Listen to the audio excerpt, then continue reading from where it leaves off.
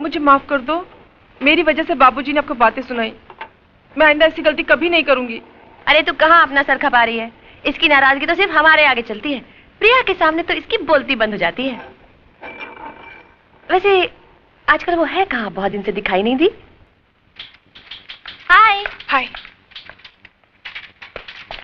बाबूराम, एक चाय तो बोल, सर दुख रहा है। जी अच्छा। उफ, पहले तो बस की लंबी लाइन, उसके बाद रास्ते का ट्रैफिक। बॉस नाराज है क्या? हाँ हाँ जल्दी जाओ। ओह जाती हूँ।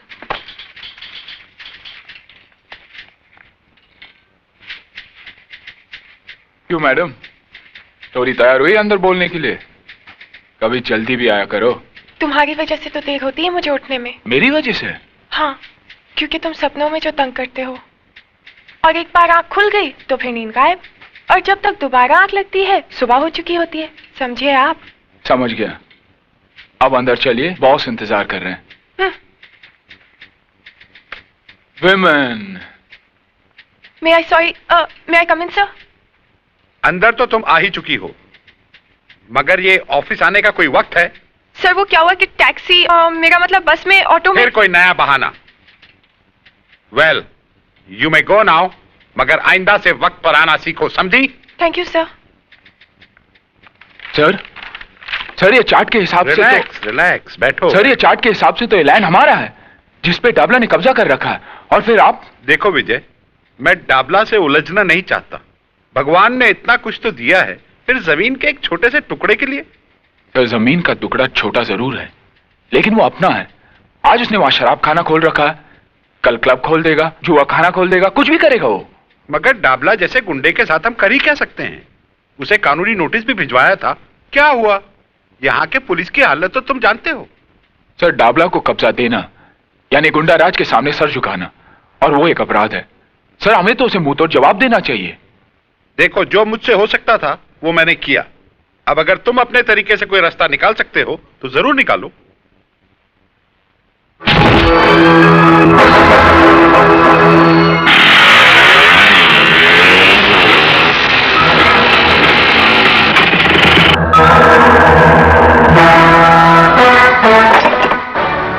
कौन है बे तू?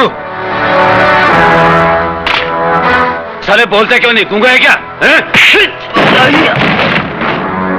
तुम लोगों को नोटिस तो मिला है ना, ये जगह खाली करने का? नोटिस? ऐसे कई कागज के टुकड़े इस भट्टी के अंदर डालकर भून चुका हूं। मगर तू किसका आदमी है? खन्ना का या सरकार का? अरे ये तो इंजीनियर है, इंजीनियर। अबे तू जो भी यहां से बच के नहीं जाएगा।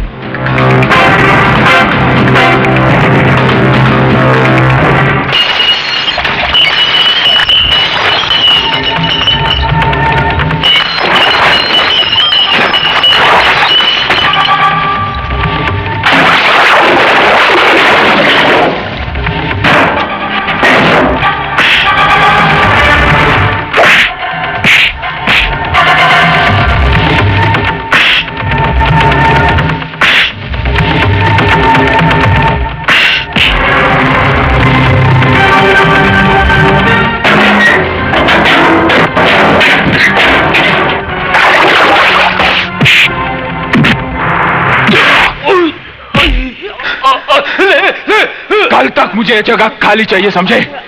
वरना इन लकड़ियों की जगह इन भट्टियों में तुम्हारी हड्डियां होंगी। कह देना तुम्हारे डाबला सेठ से। और हाँ, तो मेरा नाम जानना चाहता था ना? हाँ? विजय सक्सेना, सुना? विजय सक्सेना।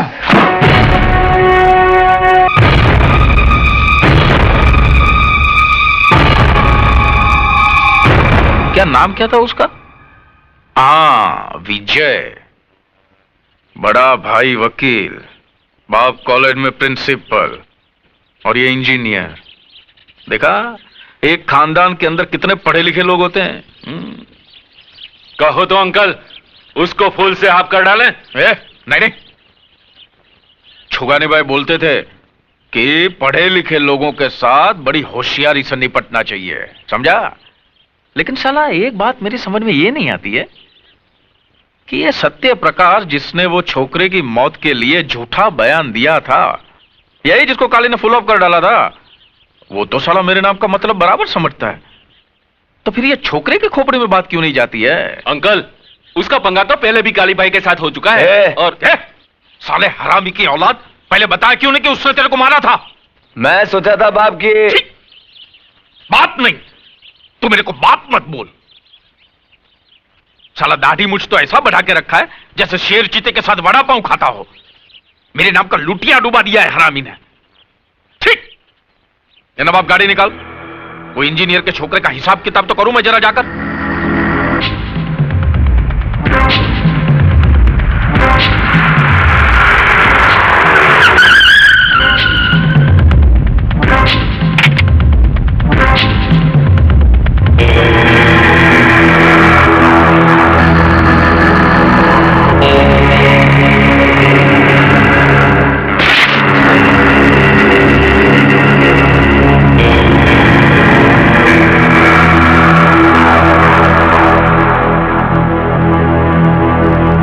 क्या खन्ना साहब, इस दुनिया से दिल उड़ गया है क्या तुम्हारा?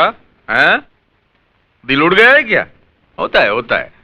आदमी अकेला हो जाता है ना तो दिल ऊब जाता है ना? लेकिन तुम्हारा तो एक नन्ना मुन्ना बेटा भी है ना? कहां पढ़ता है वो? ऊटी में। देखो डाबला में मेरे को दिखाने फिकाने का नहीं, क्या सुनने का? क्या सुनने का? मैं जो बोलता हूं ना वो कान खोल के सुनने का। मेरे को क्या होता है बाद में आगे पीछे का कुछ याद नहीं रहता है ना? क्या बोल रहा था मैं अभी? तेरे बेटे के बारे में। ऊटी में पढ़ता है ना वो? जो हुआ उसके लिए मैं माफी चाहता हूं। दरअसल गलती मेरी ही थी, मुझे विजय को रोकना चाहिए था। देखो खन्ना, क्या है, मैंने तुम्हारी जगह पे दारू का धंधा डाला, मैं मानता हूं। मैंने नहीं पूछा, लेकिन उसके बारे में तुमने भी मेरे को कुछ पूछा क्या? नहीं पूछा ना? फिर क्या ये पुलिस, ये कोर्ट, ये नोटिस है, ये सब नाटक बनी गए है? इसके बाद भी मैंने आपको कुछ पूछा?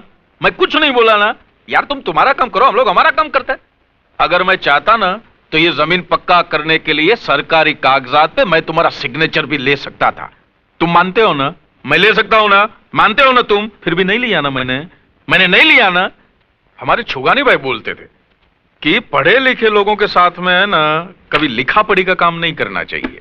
यार तुम्हारा और मेरा फर्स्ट क्लास चल रहा था, बढ़िया काम चल रहा था गवर्नमेंट की तरह। फिर ये साला 2 टके का लौंडा किधर से आया? Excuse me sir. आओ विजय।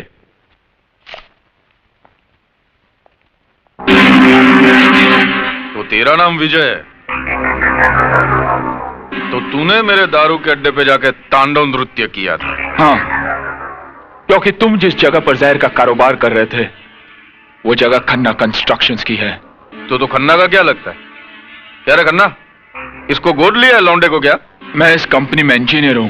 अबे दोबारा ऐसी गलती करना मत, नहीं तो तेरी अर्थी का खर्चा भी खन्ना को भरना पड़ेगा, समझा?